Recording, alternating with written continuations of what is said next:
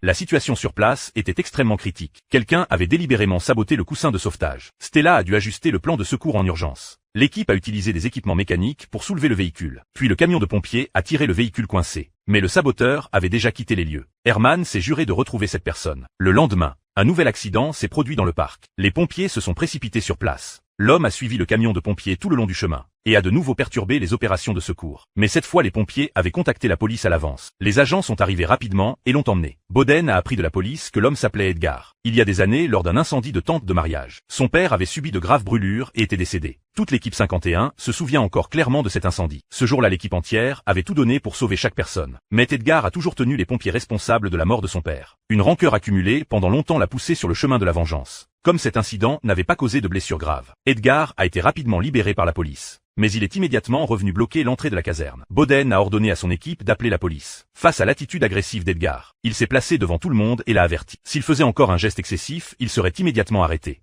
Il est mort!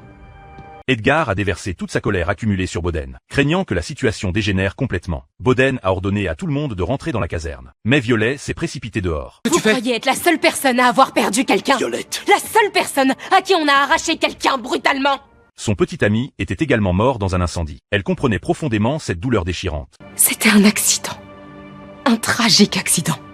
Et chercher un bouc émissaire n'effacera jamais la douleur, Edgar. Edgar a expliqué que la semaine dernière, c'était l'anniversaire de ses parents. Il regardait sa mère pleurer seule toute la journée. Et il ne pouvait rien faire. Il ne pouvait ni réconforter sa mère, ni apaiser la douleur au fond de son cœur. Je crois que seul le temps aide à cicatriser.